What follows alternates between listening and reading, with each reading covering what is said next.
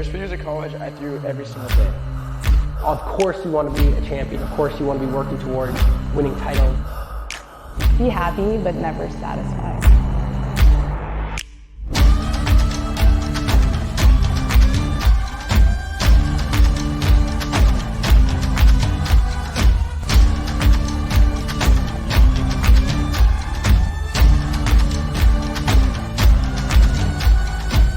Better than ever.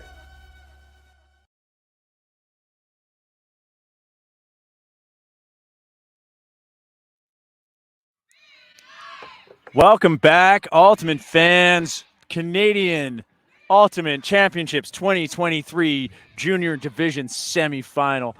I'm Clayton Hallett. I'm here with Danny Proby. We are here super excited to bring you this game at the Newton Sports Complex in Surrey, BC on the traditional territories of the Semiahmoo, Katzie, Kwantlen, Kwe, Kwitlam, Kaikite, and Tsawwassen First Nations. It is a beautiful day here on these territories, here on this land, Danny. I love that we get to do our play and what we love here today. We are coming off, well, I saw you catch it. Yeah, I saw you catching the tail end of a massive, massive game of Vortex women against Wicked West women, and Wicked coming out with the Universe Point win. Now we've got the complimentary team and the Vortex Open team playing off against Manitoba that has quite a story in this tournament, Danny. So Manitoba started 0-3 on day one, and we know that that wasn't exactly what we were expecting from this squad. So for them to be able to pull it together and find themselves back into the semifinal game is quite the Cinderella story. And we also love having the hometown team being represented here with Vortex. They already faced each other in pool play, where Vortex ended up winning that game on Universe. So I know Manitoba is here looking for blood in the semifinal, looking to find their way back to the finals for a second year in a row. We have Manitoba is going to be pulling in dark on the right side of your screen. Vortex is receiving in white.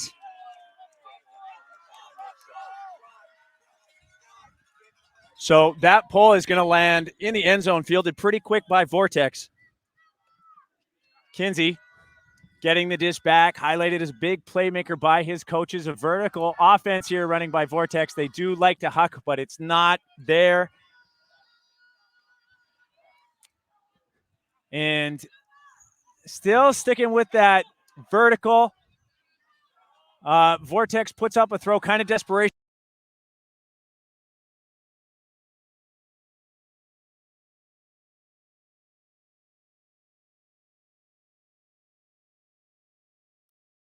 Bounds there, made an athletic play to try and toe the line, but not quite there. So Manitoba with the break shot, or a break chance, that is. Pollitt.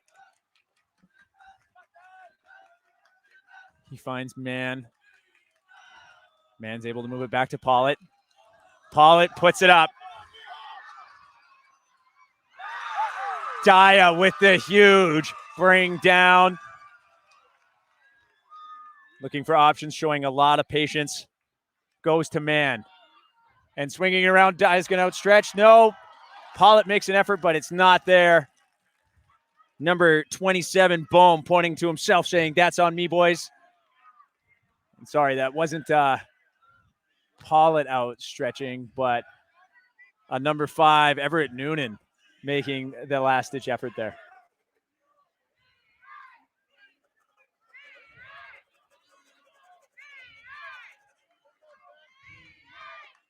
So Vortex, another chance for this offensive hold. And a lot of pressure on the catch. Danny, we've talked about sometimes defensively, you don't need to touch it to make a play. Call that Phantom D. It absolutely matters. Pollitt. Looks like we have a foul. Oh, I see. I like this one. This is a wrap fouling call. A disc, or a disc space, that is. Disc space, well, you do have to keep a disc length between. If you can draw a straight line between two of the defender's body parts that crosses the plane of the thrower's body, it is a disc space violation. Pollitt looking like he's calling it again. It's probably more like a contact on the mark. So you could see that Pollitt was trying to pivot here, and that there was kind of significant contact from what we can tell from over here. So the stall count should be dropping to 0 or to 1. In on 1. Neufeld doing some work. Good dump cut, able to field that high pass. He finds an inside-out shot to Daya. Daya goes around backhand, back to Pollitt. And Pollitt is going to put that in to Manish.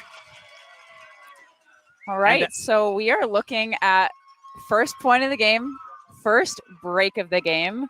Now, I know a universe loss doesn't exactly make you an underdog, especially when you are the returning champ. However, you still kind of have a little bit of underdog chip on your shoulder vibes, especially if I'm Manitoba, and it's obviously working for them. I know that was their D-line, but they had so many O-line players on that line. So it's unsurprising to me that once they got the block, they were able to put it in. We did see a few turnovers that point, Clay. Do you think that they're feeling the nerves, or do you think that's something that we're going to expect for the rest of this game? It's a funny way of thinking about nerves. I feel like I've noticed a trend this tournament where in the first few points of the game, it's that energy is bubbling over. It's not so much fear or anxiety. It's actually, trying to stop that runaway diesel engine, just keep it under control. And we're seeing a lot of players getting so excited. Is that a kind of nerves? Well, it could be, right? These players have to learn the type of discipline that it is. Oh man, I'm actually really excited. My coach likes it when I'm on fire, but I do have to keep myself regulated so I can perform properly, right? So that is something players have to learn. And we've been seeing a lot of turnovers at the beginning of the games due to that. This pole is going to land in the middle of the field kind of low, so Vortex is going to get at least one pass off here. Kinsey directing some traffic. Finds the break cut out of the stack. That is out of bounds, though, thrown too far for Jones. That sideline has been deceptive and causing a lot of turnovers of players just landing out of bounds. Neufeld.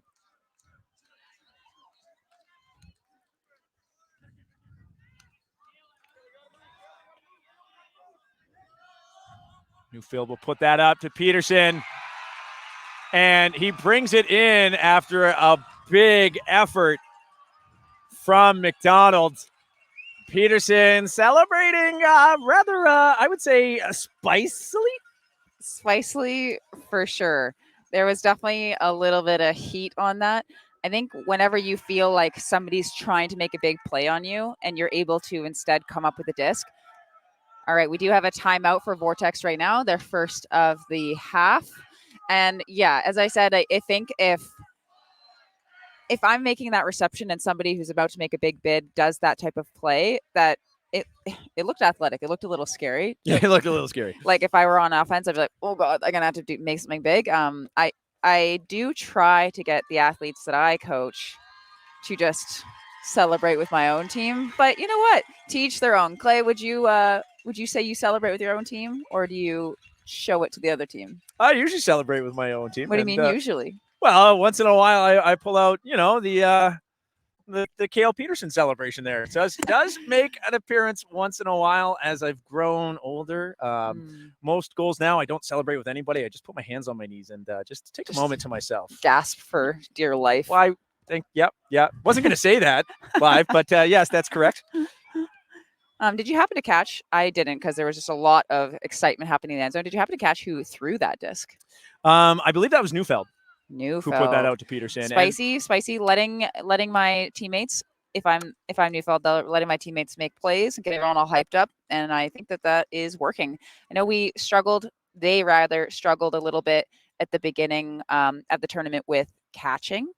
Like I think in the first game that we streamed, it was of the open division. It was like 10-6 final score, or 10, I don't know, something quite low scoring. And a lot of it was just uncharacteristic drops, kind of like focus errors, maybe nerves, those types of things. And right now we're seeing this Manitoba team making some big plays. Yeah, we talked to their coach before the beginning of the game, and we said, so what's your strategy this game? And he just said to us, they're just catching the disc now. It's really that simple. Yeah, it really is. Manitoba's pull is a good one. Quickly fielded by Vortex, and they send her to Kinsey right away, still looking in that vertical offense. Hernandez looking for options. McDonald looking for a dump to Kinsey, finds him. Immediately lines up dump himself. Kinsey's able to squeak that through the middle low, but it's fielded by Bowering. That big huck. Elevating was Kiza, but my favorite player to say, Ben Katesmi.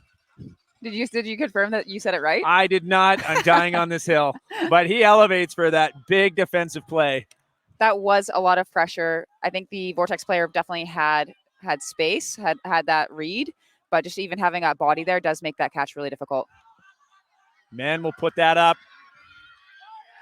Noonan comes down with it over McDonald, immediately puts it up before he can get up. Van Katesami with the bookends D. Another break for Manitoba. End to end for Azrael Van Katesami. 3-0. Manitoba have not pulled out their O-line yet. Oh, I mean, I think that they have, but I understand what you're saying. Wow, that was an incredible grab. I think probably a little bit too much contact on that one play, but the fact to be able to take that kind of contact and then be able to make that type of throw right after is incredible. Yeah. So we have just heard from the observer that we are going to be having a dangerous play yellow card on number 9 for Vortex. Again, we kind of noticed a lot of contact there. You saw the player on Manitoba, Newman, actually kind of land a little bit on his back. And so it's in theory, non-contact sport, kind of like a little bit like soccer, basketball light. There's a lot more contact in those sports, but there's definitely not supposed to be that much contact in the sport. No, one thing that you see a lot of grittiness from Noonan there, that while Jordan McDonald was awarded that yellow card for the dangerous play, too much contact, Noonan did not seem to care. Made that grab, got up, and before McDonald could even get up, threw the goal to Van Katesmi. So good composure by him to play through the contact if he can. I mean, there's schools of thought on that. If you're able to play through, like if he didn't feel he was hurt or anything to play through, even if the other player was playing dangerously, to keep playing and let our observers handle it. That's I think that's some great tactics by him, some great sport mindedness. Absolutely. Vertical offense again from Vortex. Hernandez is able to get it up to Kinsey. Petaluna.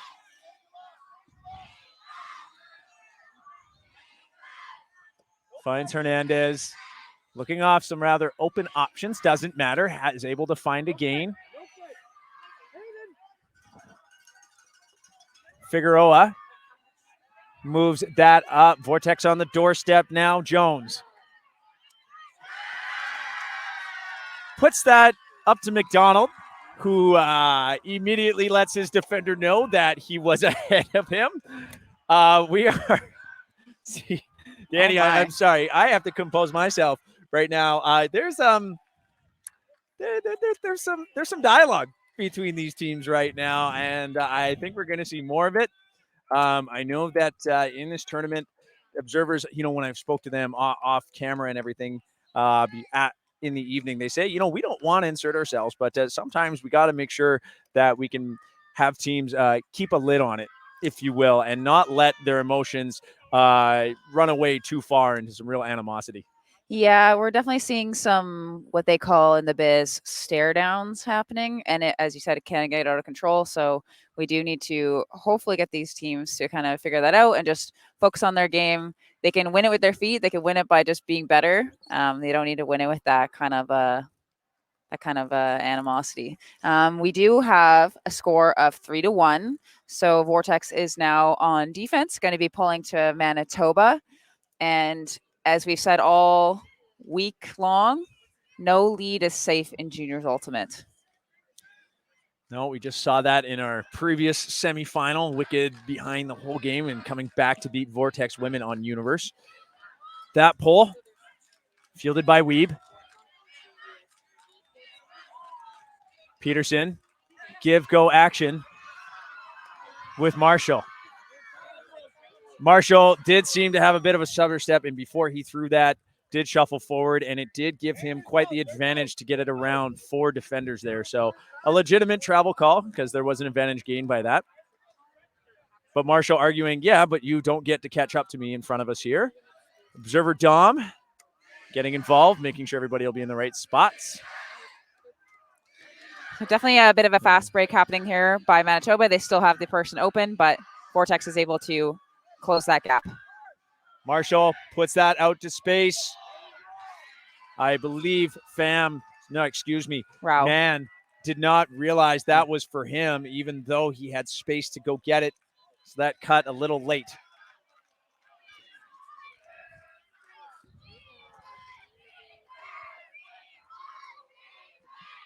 Munoz finds a reset. Kiao with the scoop cut to get open on Peterson. Has an upfield toss to Rao.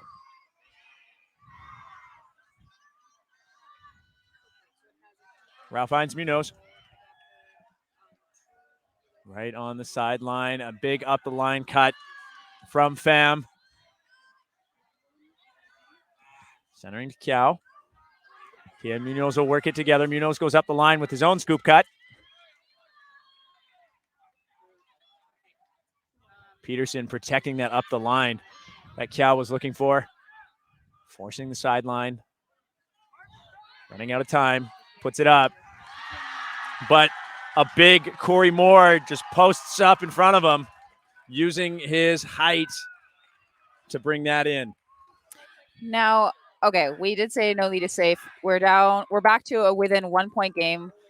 We still have Manitoba up a break. But the thing about, even though you're leading and you're winning in this game, you're now a little spooked quite often. So even though, say, the score is 1-0 for Manitoba, it's a very different feeling than having Vortex score 2 in a row to still be up 1 point. So one thing I do want to acknowledge that Manitoba is doing against Vortex, and they were having success early on, was just a change of force. So they were forcing them backhand, because I know that Vortex has had a lot of success with a bit more of their forehand blades in this tournament. And so that adjustment really had a big impact at the beginning. But now it seems like Vortex is making that adjustment. Yeah, and Vortex showed, I think, really good patience on their movement there and in their handlers. They didn't really take any unnecessary shots. The undercuts they had, cutters coming from the vertical stack on the open side, were pretty wide open. And if they weren't, they were willing to just use some speed in their handler core to reset the disc, making a lot of scoop cuts, right? That is to come down from the stack and then have the defender commit to going straight back and then going up the line. So good handler movement by Vortex. Their pull from Munoz lands out of bounds. Raichura will saunter over to pick it up. Raichura, a big name for Team Manitoba in the handler core. His first go in this game.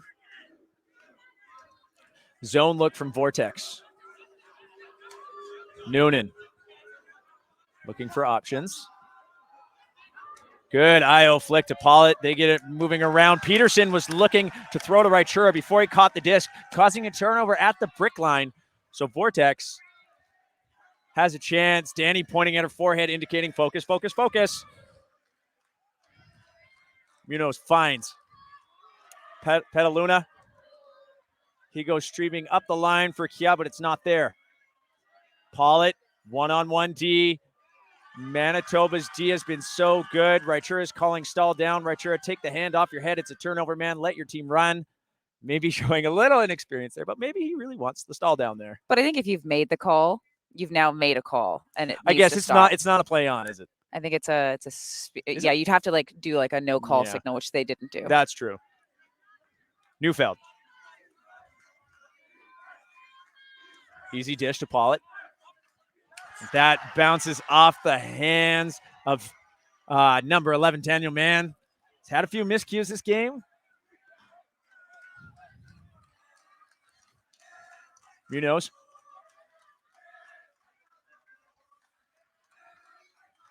Finds 99. We're going to get his name, which we don't have, but we'll get it for you.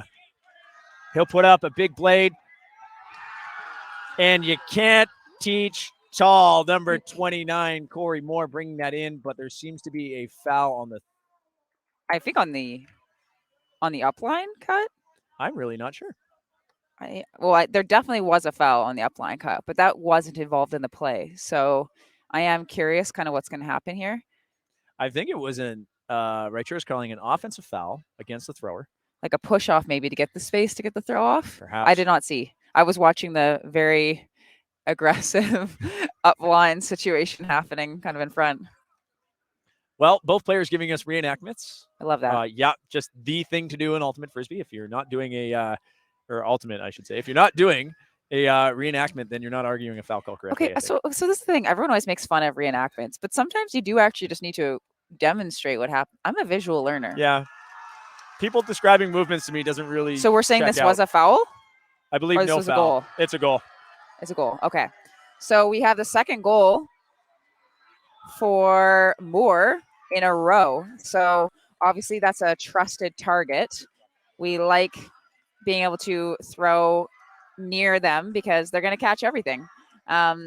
So we kind of talked about how the Manitoba coach is saying we started catching the Frisbee. And you see that as a team kind of gets a couple breaks, you get a little spooked. And then all of a sudden, the catching is a struggle again. We saw a couple uncharacteristic drops happen. Manitoba just needs to cash one in again just to settle down a little bit. But right now we have ourselves a ball game. It is 3-3. We are back on serve. So already feeling like a classic again. We like close semifinal games. Nothing's worse than a blowout unless you're on the team that's winning. But you can hear the audience. Everyone's getting very, very, very excited in the audience. Vortex, clearly the hometown team. So now we have Vortex is going to be pulling to Manitoba here. Because both sidelines are starting to erupt. Vortex clearly bringing a little bit more heat right now at the moment. Number 99, Subban Arkawal, doing a lot of work out there. Just went and got his name for Vortex. So we've got zone defense here from Vortex. Richard starting with the disc, finds Pollitt. Seeing these players with a lot of play time so far. Love that Scuba. One of my favorites, Neufeld. There's a call, a travel call. Yeah, travel call, I would think. I'm not sure which specific player the travel was called on just because there were quite a few passes made kind of in succession. But the way the new travel rules are is that if it's not egregious and there's not a big advantage gained, you're not really supposed to call it. But if there is an advantage gained, like forward momentum and the defense isn't able to catch up, they get an extra step around, for example, they kind of curve a little bit, change speed. Those are legitimate travel calls.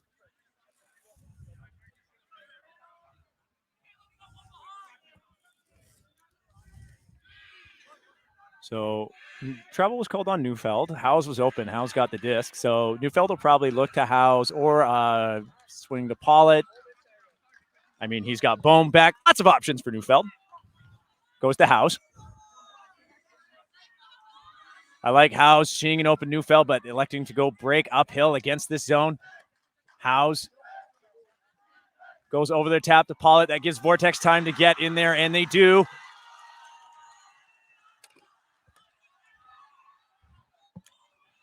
Munoz.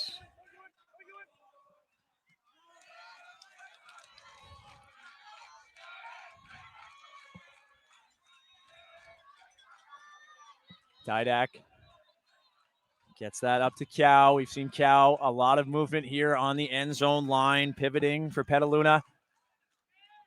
Along with Munoz, but that sails too far. A big flick around to Noonan. A little give go with Van Katesmi to get the disc moving. Pollitt's there. Pollitt finds a hole to Howes. Howes moves that over to Noonan, working uphill, and that bounces off the hands of Neufeld. Neufeld looking at his hands, wondering what happened.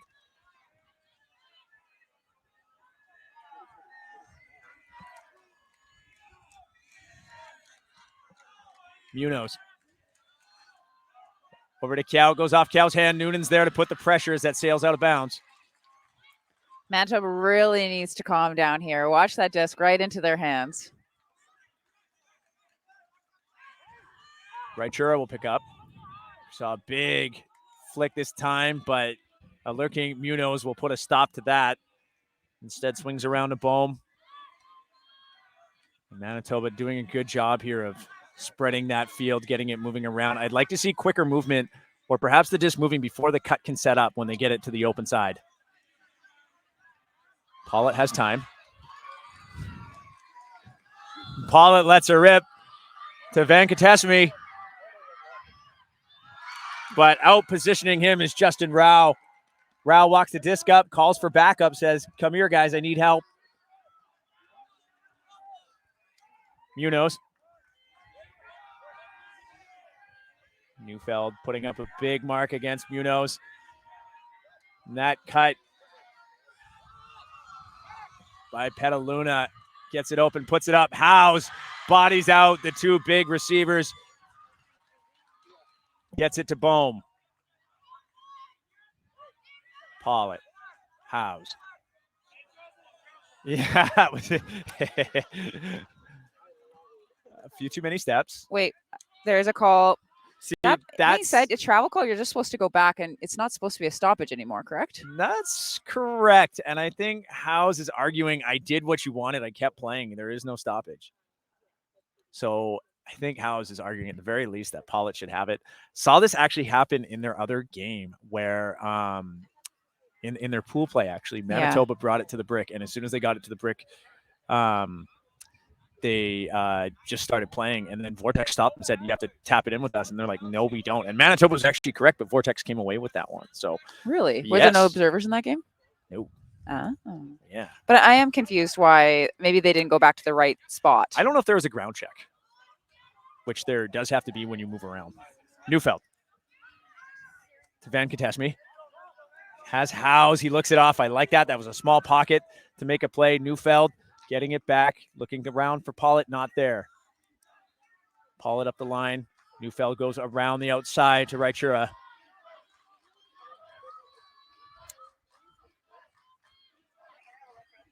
Neufeld, deep vertical stack. He has no handlers back with him, so this has to be on one-on-one that Howes wins for that reset. Looks off. Noonan travel. Wasn't quite. Yeah, he looked like he stumbled a bit. Could have been a travel. Pollitt is going to put that out to Howes. Gets his foot down while he's laid out. The presence of mind by Max Howes to be, well, he looked like he was going to land on the line to put that right toe onto the ground before he hits the sideline. Okay. That was an incredible play. I mean, we're right here on that sideline, and it was hard to tell. The observer's right there. They make the call immediately. And I just, the athleticism to be able to keep that disc in bounds is incredible. I also just think Howes was the MVP of that point. Yeah, he was doing so much work. He made so many good choices to not try and punch it into the end zone in really tight spots. He did that layout in my head. I'm like, oh, that's out. Oh, wait. And seeing that turf kick up from his toes. I mean, yeah, Howes just took over that point. I would love to see that in slow motion. I know that we have some cameras around here, but I don't know if there's any video in that specific corner. Yeah. Nathan Kalakovic, where are you at? Yeah. Media captain Sarah Eady, if you could just get that replay up for us, please. No, just kidding. Don't have that for you this time. Putting Sarah on the spot.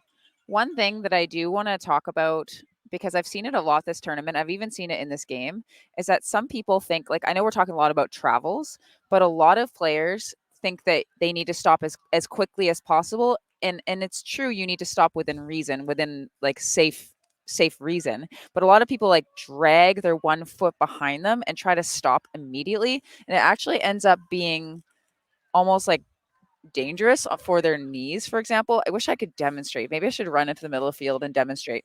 But like, you're allowed to take some steps to slow down safely and then establish your pivot foot. But if you watch a lot of newer players play, they like jam their foot into the ground. And I'm actually surprised to see a couple people do that here. Yeah. Do you know what I'm talking about? I know exactly what you're talking about, of almost like slamming on the brakes, if you will. And you don't need to. You are allowed. if you need to slow down as fast as you like.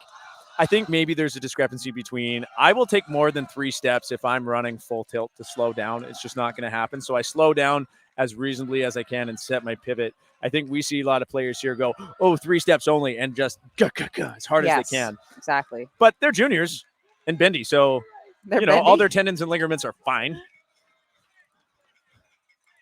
Kinsey finds McDonald.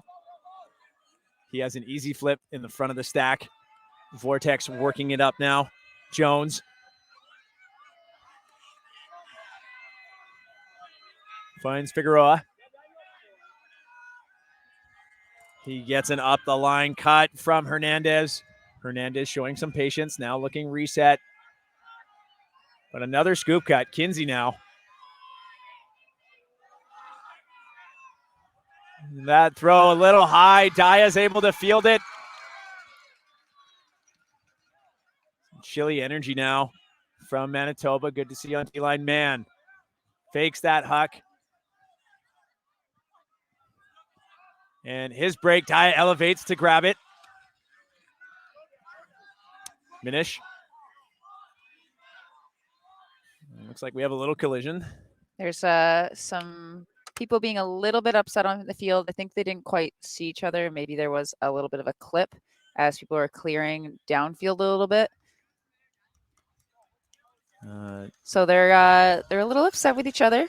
I will not translate what is being said on the field.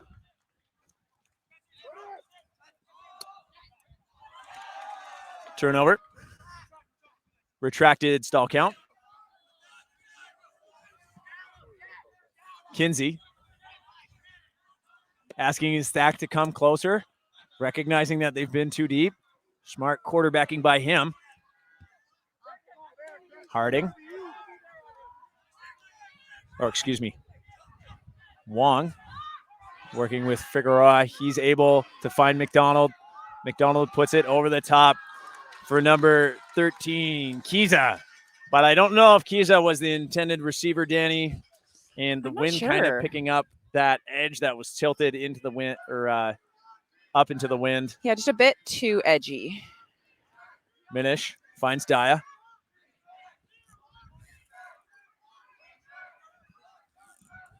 Siddiqui. Man. Finds Minish. Man again. Finds Siddiqui.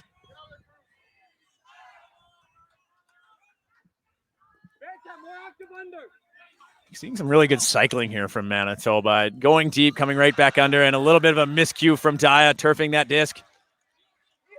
Kinsey picks up and sends it. But that will sail too far for Spencer Wong. We're seeing both teams elect for a lot of backhand force here, which I'm sure is just a product of free scouting. And also, like, people, even at the top club level, people are just a little bit less familiar with it. So they're so used to cutting to a particular side that it actually does just challenge a team's offense regardless. Yeah, you don't see it a lot. People tend to think that everyone's worse at a flick. Well, this is a flick force now, so they switched the force. Oh, great D. An injury. It looks like an injury. Now, Siddiqui making a great second effort off that defensive effort from the Vortex player. Making the hard catches. Making the hard catches. That was really good, D. I mean, just elevating from D. that player. We're just going to see who that is, give credit where credit is due momentarily. Yeah, if it is Kiza, who I think it is, he's very athletic. Let me look at your number. I'm getting a nod from Janice Stumlau behind me. Very athletic player. Was at the U20 prospect camp. So I'm unsurprised that they're making a play like that. Jeffrey Kiza climbing the ladder. He will sub off. And Petaluna will come on, who's made an impact in this game. Siddiqui will also take a sub as Raichura comes on. A good choice, Raichura, this close to the end zone when you're allowed to have that complimentary sub. You're at the brick mark. Let's get one of your main handlers who quarterbacks that offense and that vertical stack end zone into the game. Absolutely. With the disc. He's not seeing anything in the stack. Looks to Man for a reset. Man with the jab step, fools his defender, goes right up the line. Man will look back to Raichura. Raichura tries his own few jab steps. Man doesn't take it. He's fouled by McDonald. Probably going to be uncontested. McDonald goes straight to the observer. I will just give you my hot take right now. I completely disagree with McDonald on this one. On the defender. Yeah, on the defender. Yeah, the defender stepped into that. He was moving. A good mark is moving. So you don't ever want to admit. Yeah, that's true. Yeah. You're not a good mark if you're standing still, but if you are moving. Observer ruling it is a foul, so the stall count will come in on 1. Man. Gets Raichura. Raichura made a really great spin move. Was going to be open at the back, but Man has had trouble connecting on his flicks this game and turfs that one. Kinsey will bring the disc up. Calls an audible. Correa can't stop the around as Hernandez has the disc. In the back of his end zone, though, Petaluna. Manitoba playing real clamp in the end zone here. And a big athletic play to knock that down. Raichura.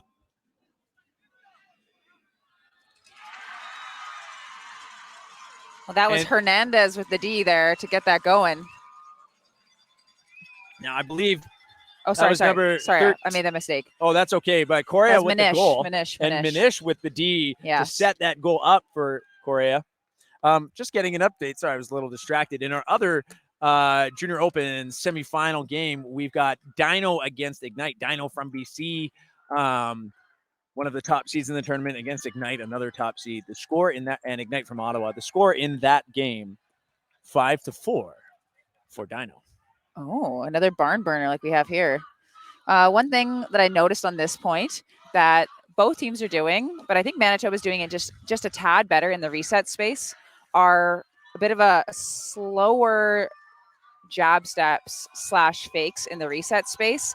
So they pretend to go up line and then they come back field, but slower. They drop their shoulder, they use their head on that fake, and that's actually having the defender bite a lot more often. So if you kind of rewind this game later on and you go back to kind of one of these cuts near the end zone, you'll see this happen. And everyone seems to think that the faster you cut, the faster you fake, the faster you jab step, the better. But sometimes if it's too fast, the defense doesn't even have a chance to react to it. They're still going in the original direction and it might not work. So you actually see some of these Manitoba handlers do that up line and back slower, really bringing their shoulders and their head down, and the defender bites and they're getting open up line. They want commitment. Don't commitment. we all want? We no, all not everybody want wants commitment, but that's okay. I'm a commitment girl.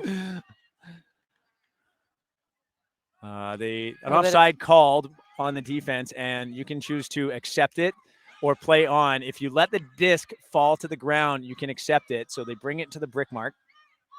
Vertical offense. Jones looking for a reset. Oh, and a massive D by Daya, but he did get tangled up with Hernandez. I think Hernandez is probably going to say that they thought that they also had it. It was pretty hard to see from this angle, but I wouldn't be surprised if it ends up being a strip call. But we are definitely hoping that this player is going to be okay. Yeah, kind of a tough twisting motion on that. Yes. So we'll wait to see. Is okay.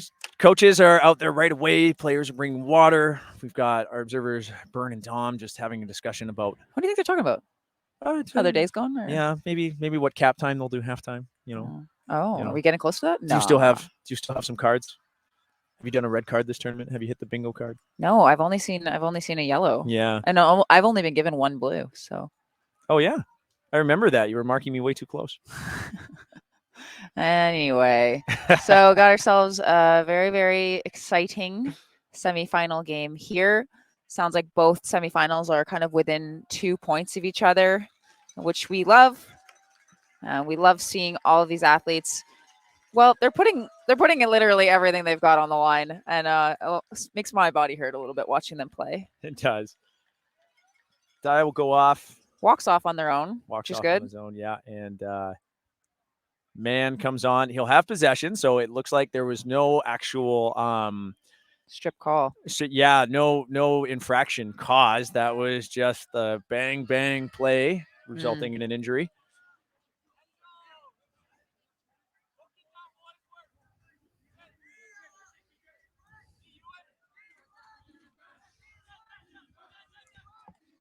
And finds Bohm. They do a little give go. Continue it. Bohm right up the line. Climbs the ladder. Looks back to man. He gets it around. He looks off. A few passes. Will stick with Bohm, who works very hard to get that reset. Minish pointing. He sees a hole, but the problem was when he pointed, everybody saw it. He turns to his coaches right away saying, "Yep, that was me. That was me."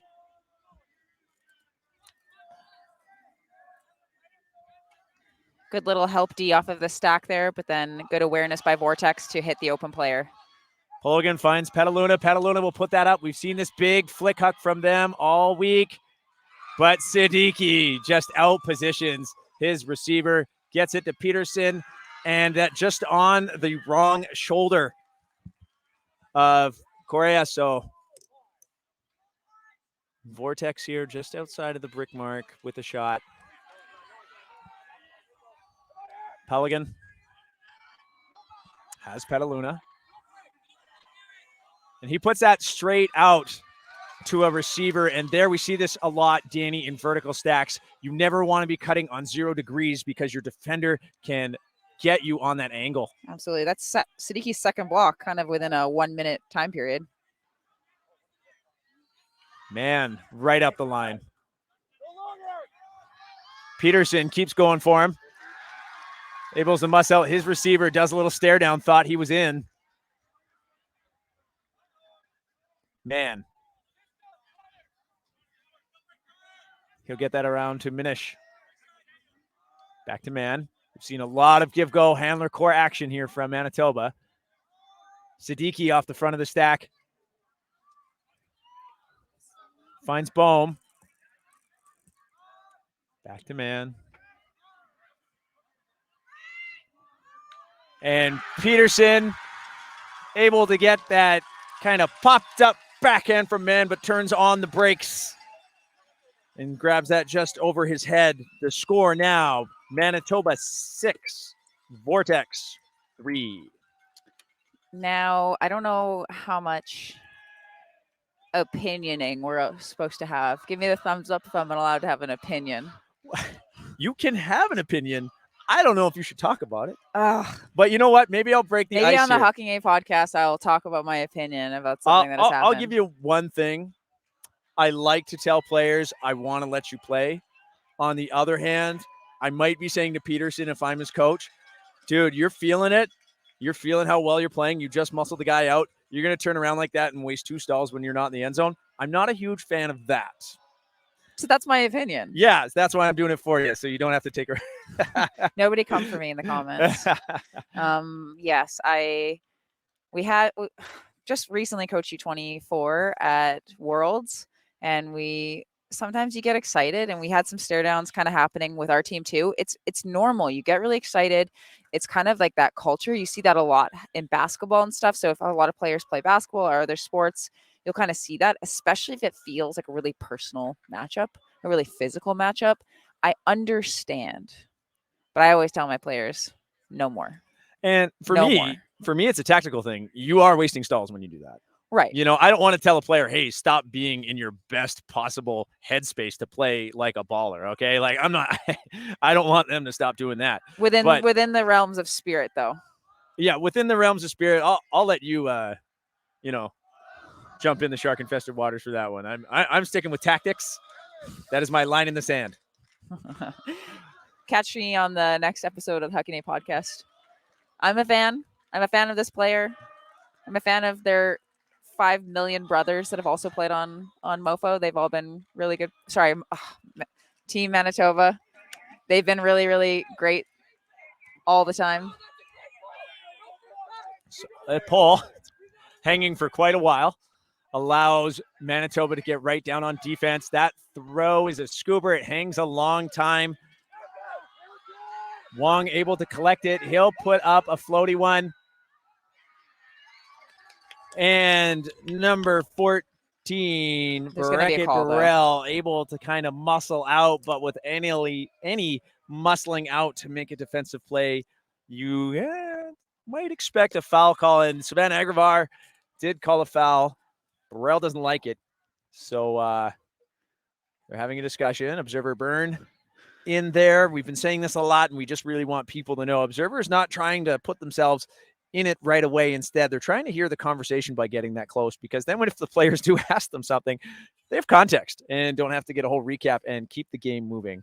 So looks like Burrell will go to the Observer.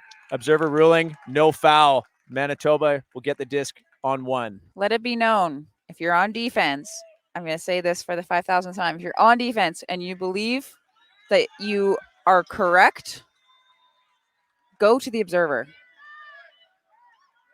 That's what they're there for. Pollitt.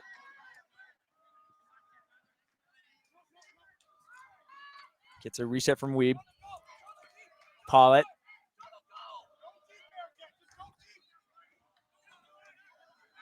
Oh, that big flick huck. Almost brought down by Burrell. He'll call a foul. I think he feels that Agrivar came over the top of his head to make that D, stifling his jump. It's hard to know because both players were kind of backing up. So I am curious. We're hearing the audience cheering, that was clean, probably completely unbiased. Just the hometown crowd. But we have observers, so. And Burrell will get that. So the Observer ruling that it was a foul. Finds Cornelson. Pollitt's there. It's a shallow throw, but Pollitt eats it up. He'll put that out, but number 14, Tyler Jones, saves the day. He was right there.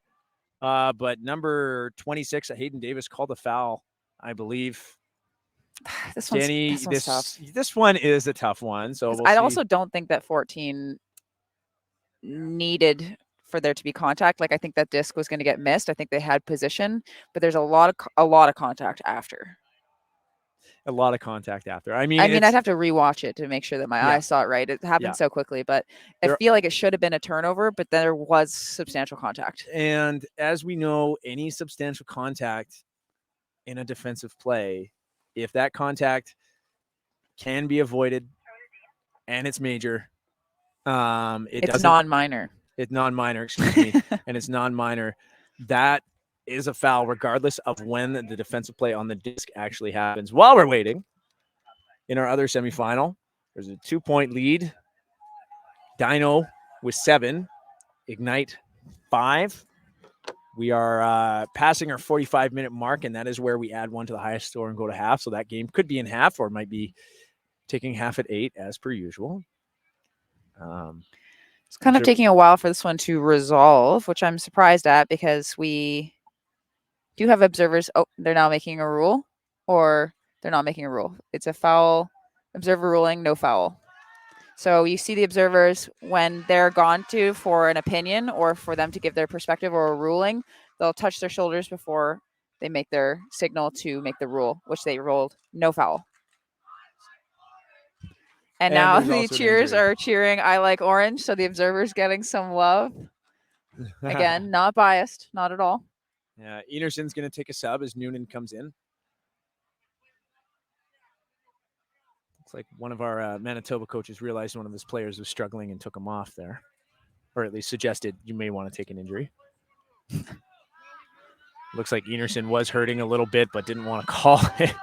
You don't ever want to sub off, even though it might even be what's best. Yeah.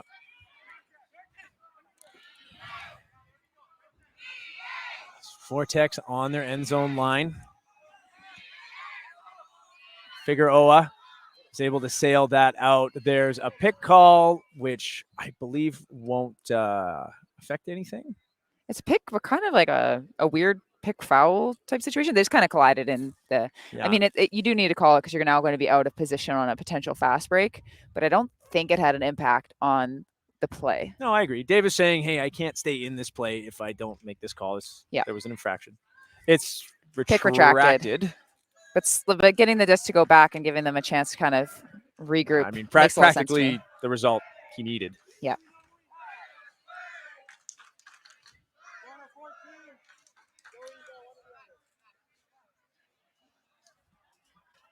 So, players making sure. Okay, so he catches up as if there were a pick. So, Agrivar has the disc. Everybody seems happy. And we're back in. Agrivar looking for options, is going to go for a dump to Kinsey. Kinsey immediately puts out that big flick blade. Burrell puts his hands up. We're seeing some big, gritty bumping here, Danny, on any of our receptions where the disc is higher than 10 feet. Yeah, again, that they would not have been able to catch that disc. Again, it matters whether there's significant contact or not. Foul, no contest, so some good spirit there by Burrell. Agreed. So Wong is going to get the disc. Wong looking for options, has a flick break. It sails too high for Kiao. Danny, we've seen that OI flick just not connecting on the far side of the field all tournament. Pollitt with the big fake. Has Neufeld around. That's off his hands. Cornelsen can't come up with it either. Agrivar saying, chill out. Kinsey calling for the disc, telling him to take it. I'm hearing a loud timeout call from the sideline. Kinsey doesn't need it. There is a foul call from Neufeld against Petaluna.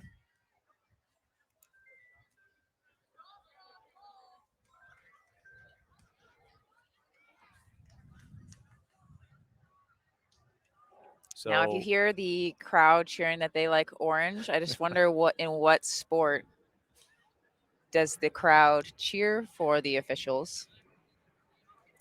I feel like that must feel pretty strange. You know, I can't think of I can't imagine. Okay, ruling it was a foul by the observers, so disc is back with Kinsey. Kinsey finds a reset to Figueroa, and he's got a player in the back waving the hands. He tries to flick around to it. Danny, this is discipline that I had to learn when I was young. Just because someone is waving their hand saying throw to me doesn't mean as a thrower you have to. I know, you get excited. We need to be extra composed near the end zone. Noonan.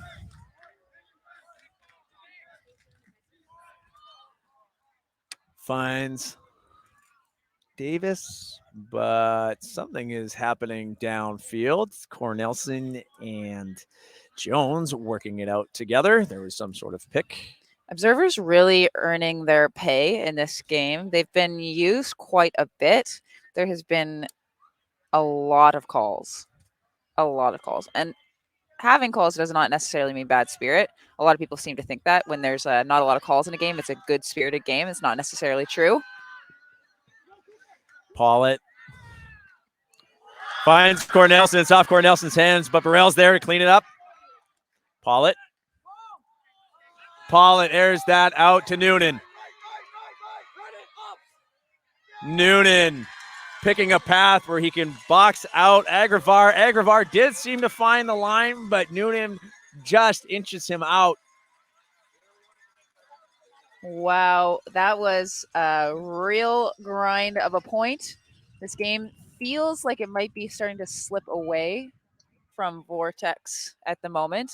Clay's touching my shoulder. It makes me feel like number 5 from Vortex just walked over to Observer Burn. That was Didac and signaled spirit timeout, the upside down T asking for one. So that's a good call. Manitoba coaches just checking in. Is that what they'd like? They're saying, yes, it is a spirit timeout. We've been told the clock does stop the game clock does stop.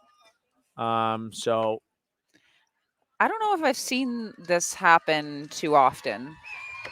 Like, I think this is pretty rare. Then they're having a spirit timeout. Are they going to talk to each other?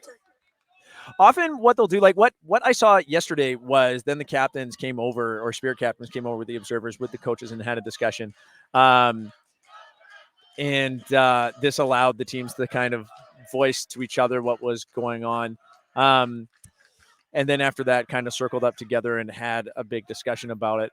The one spirit circle we did see come on the stream lasted for about 10 to 15. Well, not the spirit circle itself, but the spirit timeout lasted 10 to 15 minutes. I think this demonstrates by both teams that they don't necessarily want that ticky-tacky, like calling style where we're getting into the nitty-gritty rules. The score at 6-3 game I wouldn't call over, but it's No. 7-3, excuse 7-3. me. I wouldn't call over. Yes, that goal was 7. So maybe it's a good time just to try and avoid that contact.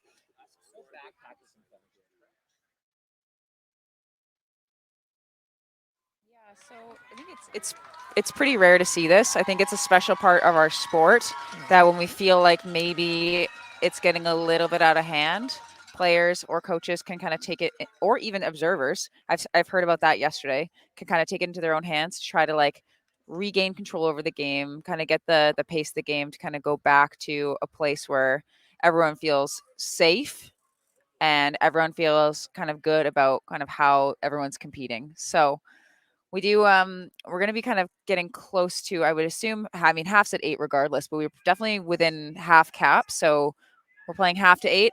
This might not be a type of game where we get to our final score cap based on kind of on the pace, but we do see the players now coming together.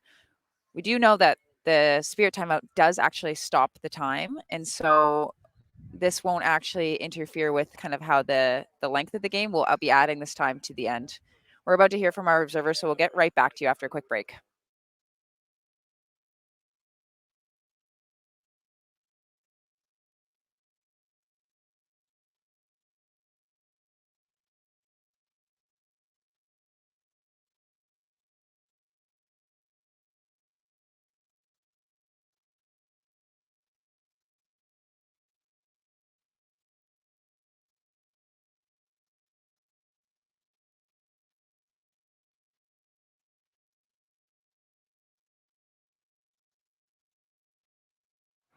Just had a little chat with our observers, Dom Saint-Jacques and observer Bradbury, who I've been calling the Burn. It's Calling him by his Brian. nickname. It's Brian Bradburn. Brian Bradbury. The Burn. The Oh, I Burn. love that. They just came over to us and told us that, yes, indeed, the clock is stopped for the spirit timeout. However, it can only be stopped for a maximum of 5 minutes, and then it starts to run again. So they can add 5 to the game clock. So this game's hard capped if we get there, because it is hard capped. It's the horn goes off, finish the point, finish the game, Right unless to it's noon. resulting in a time. Yeah, we're going to go right to noon.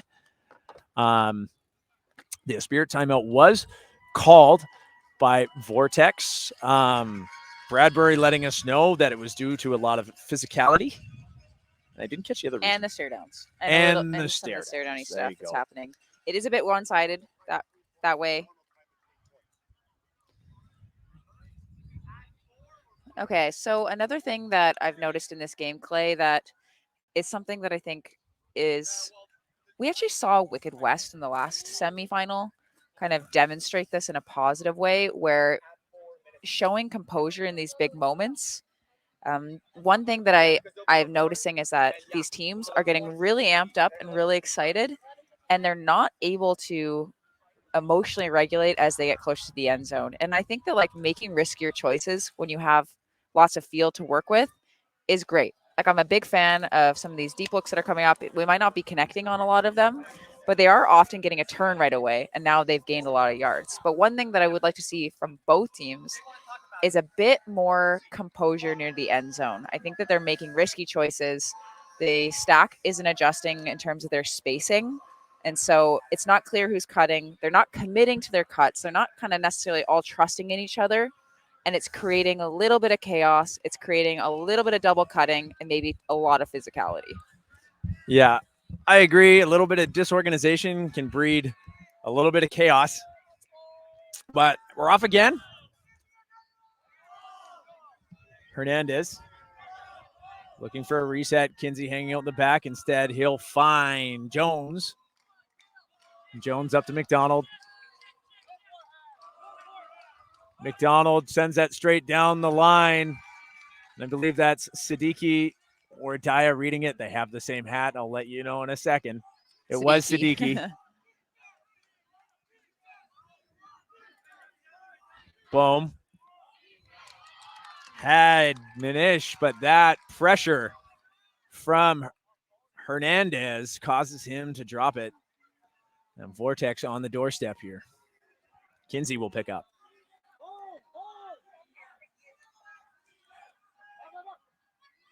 And Jones wins that foot race. No infractions. That's a goal for Vortex. The score 7-4. I love that. Very clear who was cutting. Made a nice long cut all the way to the end zone. And we have Vortex getting back on the board, which is awesome. One thing that I noticed is that even though I kind of mentioned this briefly, but even though they are not necessarily connecting on these deep shots, I think the majority of the time it's been a net positive. So even though that deep shot, I believe it was from McDonald, did not connect on that line, there was an immediate turn. And even though that's not necessarily like Vortex putting on pressure to create that turn, it's still happening and it's still working. So I think maybe 4 out of the last 5 hucks haven't been completed, but there've been an immediate turn and then like a punch in opportunity. And so it's not that I think they should be imploring a huck and pin style of offense, but it seems to kind of be working. Yeah, don't be afraid to take the shots, perhaps. So, yes, exactly. So we do have halftime in the other game. The score is 8-5, Dino over Ignite. So a kind of similar storyline to what we're seeing here on this field right now. Neufeld will pick up. He'll find Reichura and Pollitt's back with them. That standard handler core for this game from Manitoba, seeing a zone look from Vortex. A little cheeky pass up to Reichura. Reichura is able to get it into the middle to Mann. Mann swings that around to Noonan. And has a wide open Reichura, but the pass is kicked up in the air. Noonan looks at his toes, knows he had that, and just had a lapse in execution. And Manitoba really had no trouble with that zone, but on that air, Vortex's zone defensive line will get a shot. Munoz puts that forward to Kiao. Kiao makes a great grab. Man thought it was down, but it was not. Neufeld unable to get around Rao. Timeout being called. And you could see we had, I believe it was McDonald kind of in the end zone saying, or not McDonald, rather, it was more signaling that they wanted a timeout. I have talked about this before. I feel like he got one-on-one. If I've got someone like Moore in the end zone, one-on-one, I'm going to like that a little bit better than setting up an end zone. But we have talked about how emotional regulation near the end zone has been an issue. So I understand. Doesn't mean I have to like it, but I understand. Yeah. If I see 29, if I see more there, I'm going to be like, oh, here you go. Saw some nice floaty pass, but I don't hate the choice here. Clay, how do you feel about it? No, I think I agree with you saying that emotional regulation. Sometimes throwers feel too under this pressure. You know, in my history this season, I turn this over a lot. Yeah. You know, I would be a lot more confident and I'd feel my team has a better shot at keeping the disc if I have a proper offensive set. Okay. And maybe that's not how that player's feeling. I know I've had that situation where I'm like, yeah, there is a one-on-one. My captain came over. He gave me, you know, some trouble for it. Why didn't you throw the one-on-one? And I just said, because I'd probably turn it over. And they said, well, if you're choosing to value the disc over everything, I can't be mad at you for that, right? And then maybe your team has to work harder to get the goal, but you know what? You still have possession. Yeah, it's true. But somebody did do some stats on it, and it's better not to, isn't it? It's better not to. Yeah. There's a high percentage, higher percentage that people found that people would turn it over 80% up to off of a timeout. An injury taken by Manitoba allows Vortex to switch in, and they put Kinsey in for Rao, which is huge because Kinsey has been this pivot handler for Vortex, and he's 5 yards outside of the end zone. So a big advantage given to Vortex, not on purpose, obviously, but this sure helps. And it works out for them. Kiao, jab, jab, jab, goal. Those quick steps, shakes his defender, and Vortex gets the break. 2-point game, Danny. We are now at 7-5. Now, a pretty clutch substitution. Kinsey's been playing Ultimate for a really long time. Just got to call the Vortex semi for the women's division, and Kinsey's sister was playing in that game as well. Those kids were basically born with Frisbees in their hands, and so it doesn't surprise me that he's able to walk on the field and punch that in. He was, okay, story time? Sure. Story time. So I've been coaching Kinsey since maybe he was in grade 3 or something like that. And he's always been this kid that would show up and just like lay out block people as like he was tiny. Right. And it was crazy. So we'd invite him to our high school hat tournaments, and he was half the size of everybody else. And they're like, who's this little kid? And he would just like fly and lay out block them. And he just became like a goat within the Vancouver community. And now it's so weird seeing him like actually playing with people his age. It's been pretty exciting and heartwarming for me. So I'm a proud coach. It's a lovely story time, Danny. Story time. I got so many. I'm keeping them bottled up for now. This pole bouncing just on the end zone line, centered to Raichura. Man, looking for options, finds Raichura through this Vortex zone. Raichura will go back to man. Pollock goes up the line. It's hanging. Petaluna almost there. Van Katesemy picking up Pollock's throw that was very low. That is the hardest throw in Ultimate. A player running by at full speed and then having to laterally meet them at 90 degrees. Such a difficult thing to do. I don't think we realize as players how hard that is sometimes. Results in a turnover. Munoz has Rao. And Rao sees an open Palogan who was calling for it, and then an execution error on the doorstep. Danny hiding her face, just feeling the pain of that one. The drama, Clay. The drama. Okay, so we're going to have a call here. Peterson staring down a little bit, but then you might understand. I think he was checking on him, and then he gives him a high five. He knows it wasn't on purpose, but we do have a yellow card come out from observer Saint-Jacques. And yeah, you're right. I think Peterson was checking up on him. You're right. I spoke too soon there. I'm sorry, Mr. Peterson. Apologize to him. He can hear you.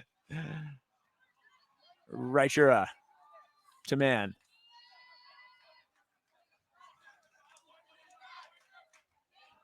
Pollitt working hard to give man that reset. He'll find Van Katesemy in the middle, or on the sideline, excuse me.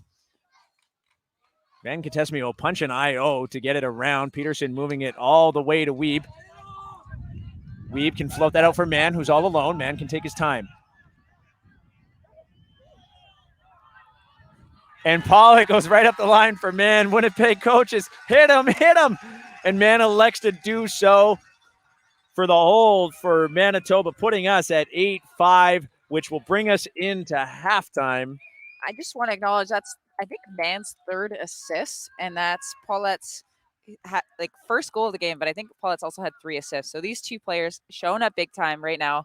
I do feel like that Spirit timeout actually did have a positive impact on this game, and I want to acknowledge Vortex for showing a lot of leadership in that regard, because the game is still, I mean, we did see a yellow card, but the energy feels different. The energy feels different. You're right. Pearson turned around, gave his man a high five after that, realized that wasn't a purposeful hit and or coming from any place of, animosity. So the tone has changed a little bit. We'll see what the tone's like in the second half, Danny.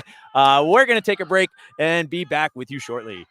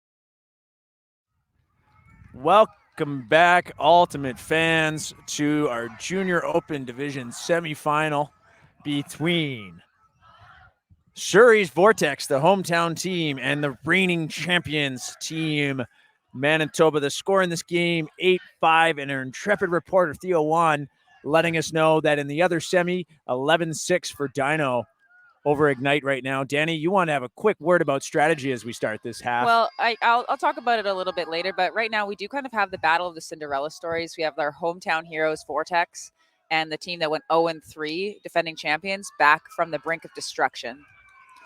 Manitoba having no problem moving this disc through the zone quickly. Raichura now, who's had a lot of composure with the disc, is able to swing it around to Peterson. Back to Raichura. Raichura is looking for that quick flip. Hearing that coaching to get it off the sideline. He's got a few options. Takes his time for a step around to Marshall. Marshall finds Pollitt. Pollitt, a big pass to Venkatesamy to Howes as Manitoba breaks through this zone. They still hold it, though. Vortex still holds this zone. Pollitt to Marshall. Peterson to Mann, back to Peterson. Lots of quick movement from Team Manitoba. Hearing calls from the Team Manitoba coaches, stay patient, looking good, stay patient. Raichura hits that to Pollitt. Raichura, melt call from Vortex as they get into match defense. Marshall with the save. Peterson. Middle of the field, elects to go open side around to Raichura, who has a great break and immediately does to Mann. Mann has some options. That fake sells his defender, and he is wide open. Wants the give go with Raichura as he has room. Raichura is going to look break here. Called it. Mann finds Peterson in the middle. He picks that disc up off the turf, flips it to Raichura. Raichura doesn't like the look to Venkatesamy, looking for other options. Finds Mann again.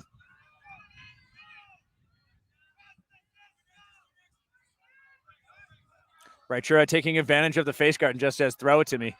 Mann just outside of the end zone. And Raichura with a little jump cut, hard to read which direction he's going to go. Whoa, some quick movement and just some good old handler-centered offense to get that disc in for the goal. The score, 9-5, Manitoba. So you'll often see at this level the fakes be either awesome or not awesome. And even though, like, I think that one big fake didn't have like a, if you flick your wrist, it makes it a lot more believable that you might actually throw it. It was a big enough fake. You saw that Mark absolutely lay out to try to stop that throw. And now that defender is completely out of position. So then we saw Manitoba getting that kind of quick, fast break up the line. Vortex did a great job of working to roll or to switch their defenders there. But then Manitoba being smart. A lot of times you'll see when they do that switch, that reset who threw and then now is open up line will just keep cutting up line into that new defender. But we saw the player on Manitoba actually just stop right in the middle. And that's like a high IQ thing that I was very, very impressed with this Manitoba team. Also, it felt like they were kind of going almost a little too quick at the beginning. Yep. And then they calmed it down and made a lot of really, really great choices. Yeah, we sitting at the table here had a few times where our hands went up thinking, oh, that was too tight and going to be a turnover. But I should mention that Brian Bradbury, Observer, came over to me and just let me know that after the Spirit timeout, both teams agreed that they would extend this game by 2 minutes. So our hard cap is going to be at 11:57. Interesting. I wonder how they came up to 2 minutes.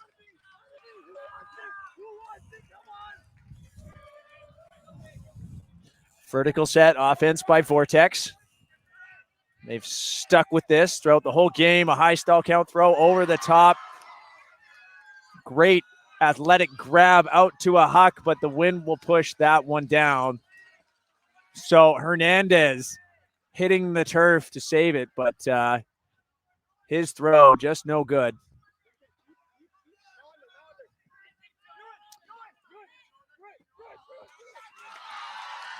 Number 4, Angelo Figueroa. I didn't even see him coming, Danny. I was ready to say something, and then the big layout block. That's not his first time either. He's made a lot of plays this game like that. It just absolutely flies. Kinsey finds Hernandez. And he'll get that around to Kiza. Donald able to edge his check out. And that will be grabbed by Jones. The score for Manitoba 9, Vortex 6. We're seeing McDonald and Jones kind of getting on the scoreboard 3 times each. So very high impact players. We are unsurprised. We kind of knew that coming in. One thing that I'm noticing, Clay, and I don't know what your personal philosophy is as a player or as a coach, but a lot of times we do get these strike plays or this like a huck play. And then you kind of mentioned a couple points ago where the next player is just streaking past. You catch a huck, then the next person is streaking past. That leady pass gets turned over all the time. I know you mentioned it.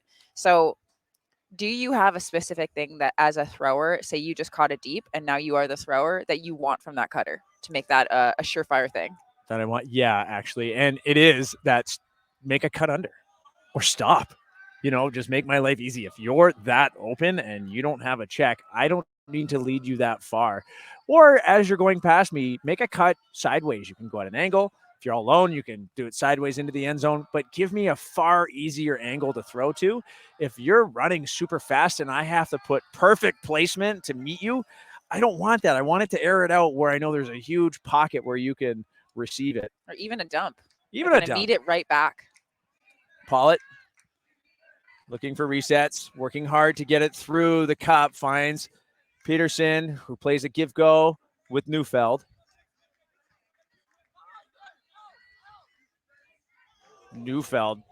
Peterson, finding a way to get that through the cup. Mann finds Peterson. Neufeld finds Mann to House. Archer on the sideline now. We'll find Mann in the middle.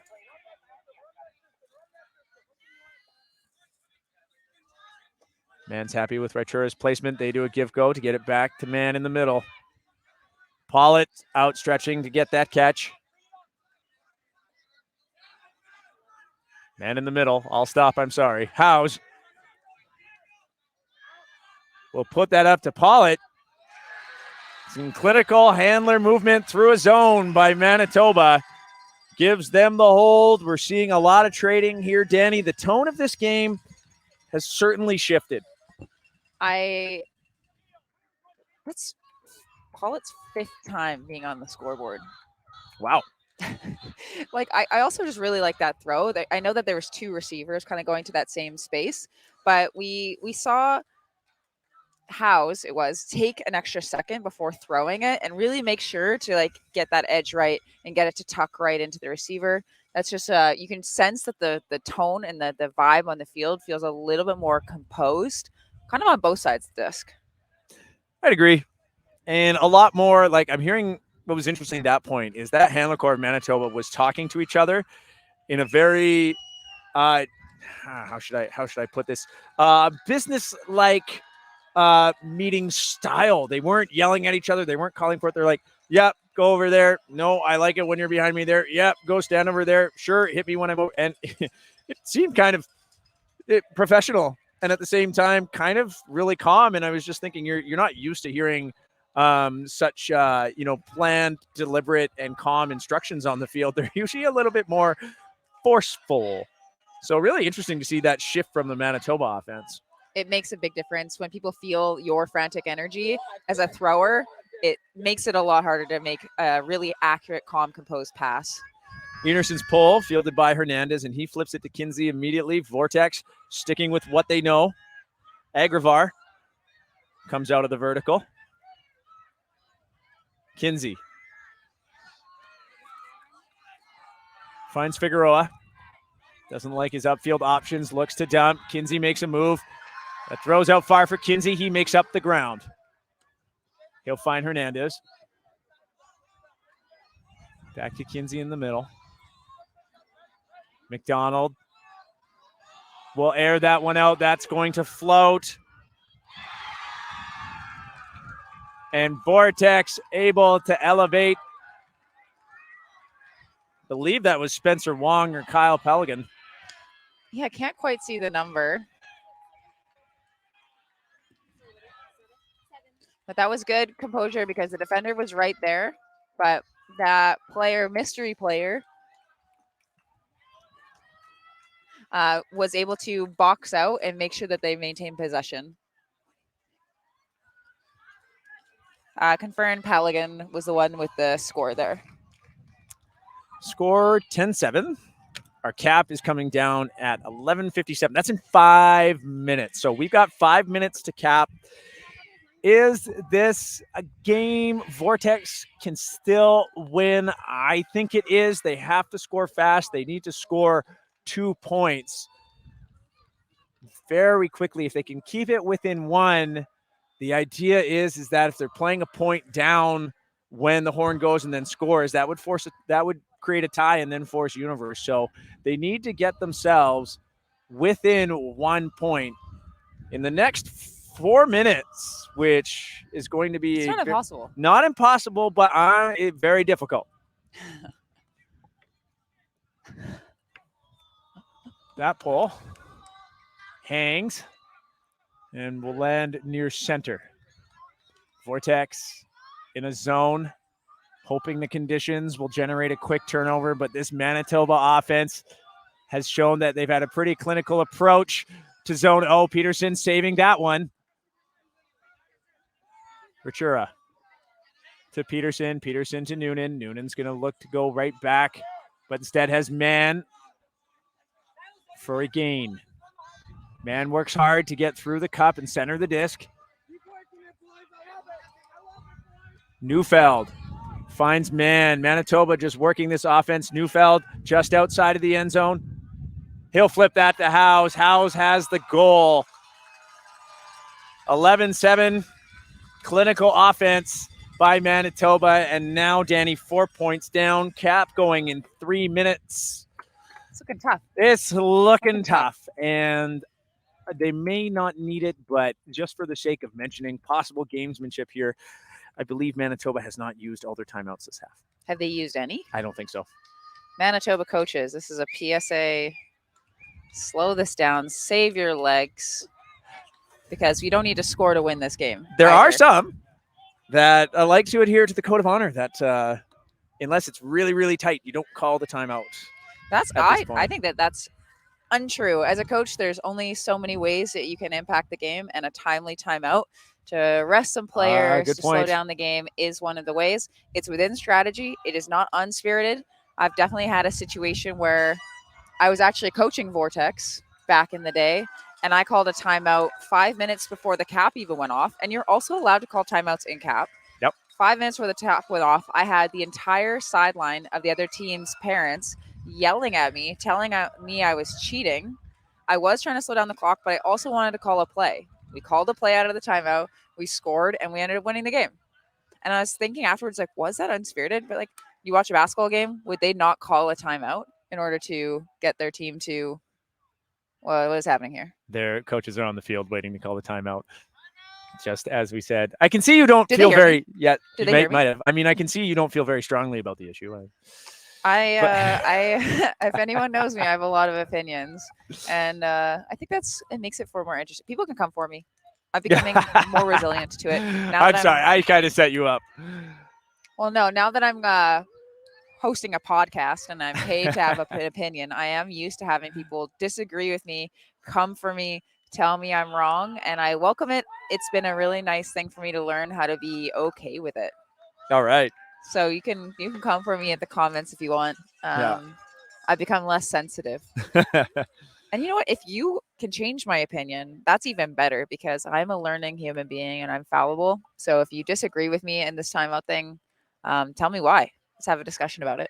I would like that. Yeah, we don't want people teeing off just saying my opinion because. Exactly.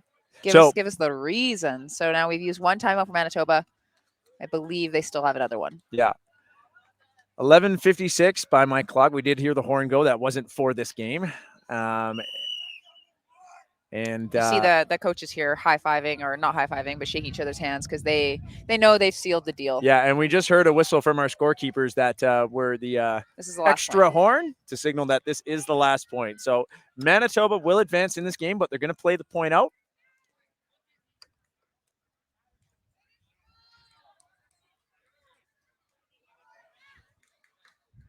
little bit of confusion on the poll, kind of deciding like when the other team is ready or not. That pull caught in the wind is going to sail past our tent, go to bounds. Kinsey will come over to pick it up and center that. I do like, Danny, when the horn's gone and the game is effectively over. Still watching players and coaches. Be professional and play it all the way through. No one's walking. No one's giving up. Let's play this out. Kinsey looking for Hernandez.